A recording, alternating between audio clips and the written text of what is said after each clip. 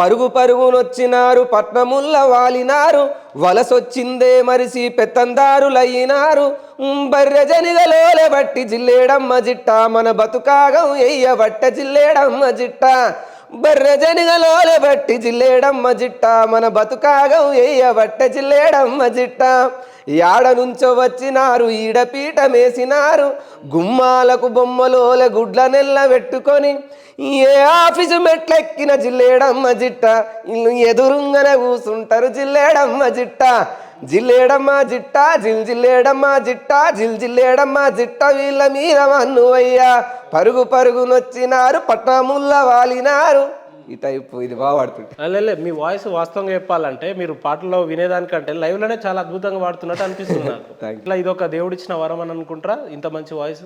బాగా సాధన చేసిన ప్రాక్టీస్ బాగా చేస్తుండేది. ఓకే. ఊళ్ళో ఉన్నప్పుడు ఏమనుకుంటుండే చాలా సపోర్ట్ కూడా తక్కువ ఉంటుండే. ఇంకోటి ఏమంటుండే చాలా పిచ్చోళ్ళక్క చూస్తుండే వీనికి ఏం పోయేగాలం పాటలు పాడుకుంటాను. కానీ తొందర అంటే ఏదో చెయ్యాలి సమాజానికి కానీ ఏదో హింట్ ఇయ్యాలి ఏదో మంచి చేయాలనే మనస్తత్వం మొదటి నుంచి ఉంది మనకు పెరిగిన వాతావరణం. ఏది మీరు ప్రాణం ఉన్నంత వరకు హిందువుల కోసం అనే పాట పాడారు కదా, దాన్ని ఆ పాట పాడాలని ఎవరైనా అడ్వైస్ ఇచ్చిరా లేదంటే వ్యక్తిగతంగా మీకు పాడాలనిపించింది? లేదు, నేను స్టూడియోలో అవకాశం గురించి తిరుగుతున్నప్పుడు అది 2017 టైమే. అప్పుడు నాకు వేరే ఛానల్ వాళ్ళు అప్రోచ్ అవ్వడం అప్పుడప్పుడు స్టార్ట్ అవుతుంది ఏది అయోధ్య కట్టాలి అని చెప్పేసి 2017లో. సో అప్పుడు నా వాయిస్ విన్న తర్వాత చాలా బాగా పాడుతున్నావు కానీ నీకు టాపిక్స్ రాస్తామంటే రాస్తా అని చెప్పిన. సో ఆ టైంలో మనకు ప్రాణం ఉన్నంత అది నేనే వాడదామని వచ్చిన. యాక్చువల్గా ఇక్కడ నేను వాడదామనే వచ్చిన కానీ డబ్బులు ఆర్థికంగా లేకపోవడం అప్పుడు నాకు పరిస్థితులు బాగాలేవు కాబట్టి ఇంకా రాహుల్ సిప్లిగంజ్ అంటే అప్పటికి ఫేమస్ మంగమ్మ పాటలు మంచి మంచి ఆల్బమ్స్ చేస్తున్నాడు కాబట్టి నాకు పేరు వస్తుంది కదా అన్న ఉద్దేశంలో అప్పుడు నేనే ఇవ్వడం జరిగింది. కానీ మీరు రాసుడే మొదటి పాటనే రాహుల్ సిప్లిగంజ్ వాడింది కదా, ఎట్లా అనిపించింది? గర్వంగా అనిపించింది కానీ ఇప్పుడు తెలుస్తుంది అనమాట అందరికి. అప్పుడు తెలిసి ఉంటే బాగుండేది అని. ఇప్పుడు ఎవరికి అప్రోచ్ అవ్వాలో తెలియకపోవడం పెద్ద ప్రాబ్లం అయిపోయింది నాకు. సో హిందూ సోదరుల కోసం ఒక్కసారి ఆ పాట పాడదు? తప్పకుండా. ప్రాణం ఉన్నంత వరకు దమ్మున్న హిందువులం అయోధ్యలోన కడతాము మేమంతా రామ మందిరం.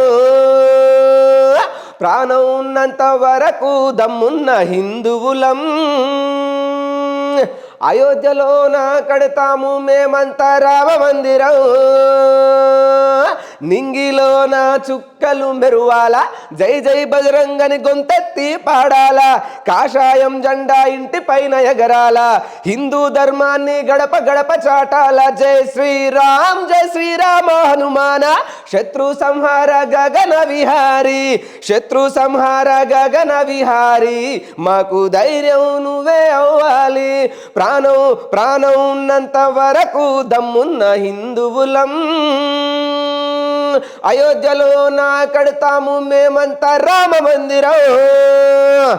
ఓకే, మొత్తం వాయిస్ లో చాలా బేస్ ఉంది కానీ ప్రాణం పెట్టి వాడేస్తున్నారు ఏ పాట వాడినా కూడా. అంటే అంతేనా, ఏదో సాధించాలి ఇండస్ట్రీ. ఏంటి మీ అంతిమ లక్ష్యం ఏంటి జీవితంలో?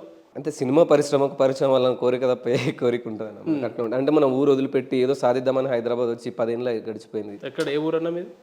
యాదగిరిగుట్ట మాసేపేట. తల్లిదండ్రులు ఏం చేస్తుంటారు? ఇక అమ్మింటికన్నా ఉంటుంది. అన్నయ్య వదిన పిల్లలు వాళ్ళ లైఫ్ మిడిల్ క్లాస్ లైఫ్ ఏందో వాళ్ళ లైఫ్ వాళ్ళు గడుపుతారు.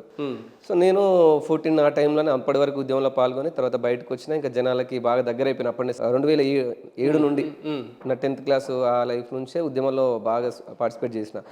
తర్వాత ఇంకా కల్చరల్ యాక్టివిటీస్ పిల్లలకి డాన్స్ నేర్పించడం కానీ ఇలాంటి చేస్తుంటారా సాంస్కృతిక ఇవన్నీ ఇప్పుడు లేదు.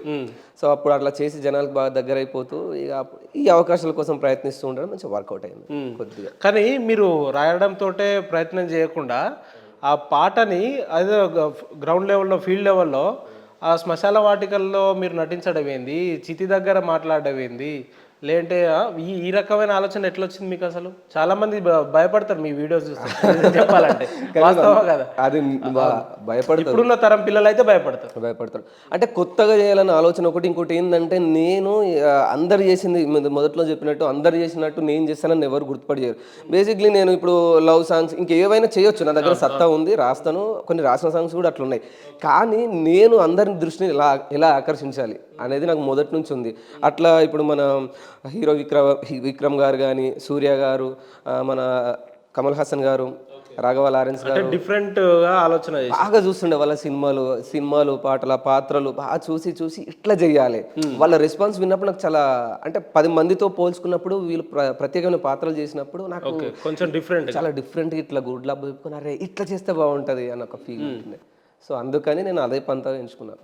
రైటర్గా వద్దామని వచ్చినా కానీ ఇంకా అలవాటు పడిపోయింది. ఇంకా మనం ఏ పాట మీరే యాక్టింగ్ చేయడం మనం ఇప్పుడు ఒక హీరోనో ఎవరినో పెట్టి పాటలు తీసేంత బడ్జెట్ లేదు. అవును. మిడిల్ అంటే బిలో మిడిల్ క్లాస్ ఎవరి దగ్గరనో అప్పులు చేసి మనం ఎవరినో హైలైట్ చేస్తే ఏమొస్తుంది. అండ్ ఇంకోటి ఏంటంటే మనం చేసేది అప్పు తెచ్చి మరీ ఇన్వెస్ట్మెంట్ పెడుతున్నాం.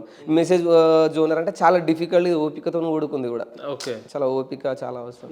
కానీ ఒక వీడియో మేకింగ్ చేయాలని అంటే మీ వెనక ఒక 2-3 ఉండాలి. అండ్ మోర్ ఓవర్ కెమెరామ్యాన్స్, ఆ టీము, అదంటే ఎట్లా మేనేజ్ చేస్తారు మీరు? సో స్టార్టింగ్లో అయితే నేను ఛానల్స్కి మాత్రం వాళ్ళకి అట్లా ఫ్రీగా వర్క్ చేసి ఉండే, అప్పుడు ఎవరు లేరు. కానీ తర్వాత నేను బయటకు వచ్చిన తర్వాత కొంతమంది పరిచయం అయినారు, వాళ్ళ సపోర్ట్ తీసుకున్న కొద్దిగా.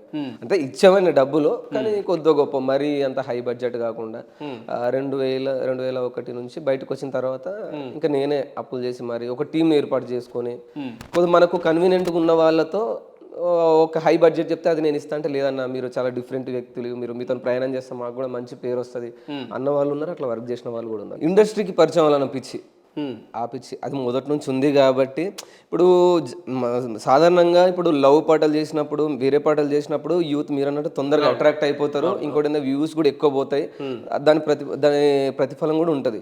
ఈ మెసేజ్ ఓరియంటెడ్ జోనర్ వచ్చినప్పుడు ఏంటంటే మనం ఒక 10 పాటలు చేస్తే అందులో ఏదో ఒకటి మాత్రమే రెండు, అంతే చాలా రేర్ అనమాట. ఇది ఒక సాహసం అనే చెప్పొచ్చు. ఆ బడ్జెట్ మనం పెట్టిన బడ్జెట్ అది మళ్ళీ రావచ్చు రాకపోవచ్చు. కాకపోతే ఏంటంటే మనం చేసిన క్యారెక్టర్లు కానీ పాటలు కానీ కొంతమందికి స్పెషల్ పర్సన్స్కి తొందరగా రియాక్ట్ అవుతారు అనమాట. దాని ద్వారా ఉపయోగం ఉంటుందని నేను నమ్ముతున్నా. సో అది ఇది ఎంచుకోవడానికి మెయిన్ రోజు. ఎన్ని ఇయర్స్ అయింది మీరు ఈ పాటలు రాయడం కావచ్చు? ఎన్ని ఇయర్స్ నుంచి ఉన్నది మీరు ఈ ఫీల్డ్లో? ఆల్మోస్ట్ ఇంటర్ నుంచి నేను ట్రై చేస్తూ ఉన్నా, ఇంటర్ డిగ్రీ నుంచి ట్రై చేస్తూ ఉన్నా. మీరు మొదటగా రాసిన పాట ఏంది? బజరంగ్ పాట, ప్రాణం ఉన్నంత వరకు దమ్మున్న హిందూ. అది మీరే పాడిరా? అంటే రాసింది నేను ఆ టైంలో, అది పాడింది మాత్రం రాహుల్ సిప్లి గారు. అప్పట్లో అది బాగా ఫేమస్ అయింది కానీ రాసింది మీరే చాలా మందికి తెలియదు. అంటే అప్పుడు ఈ సోషల్ మీడియా అంతా లైక్ ఫాస్ట్ లేకపోవడం కానీ, నేను కూడా కొద్దిగా దూరంగా సైలెన్స్ ఉండడం, అంటే ఎవరిని ఎట్లా అప్రోచ్ అవ్వాలి సోషల్ మీడియాని ఫాలో అవ్వడం కానీ కొద్దిగా తక్కువ, కొద్దిగా ఎడ్డి మనస్తత్వం అప్పుడు ఉండే.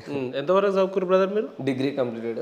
డిగ్రీ కంప్లీట్ తర్వాత ఎవరైనా కూడా ఏదో చిన్నపాటి ఉద్యోగాలు చేసుకోవాలి, లేదంటే ప్రభుత్వ ఉద్యోగాలు ప్రిపేర్ అవ్వాలని అనుకుంటారు కదా, పాటలు రాయాలి, ఇండస్ట్రీలోకి వెళ్ళాలని ఎందుకు అనిపించింది?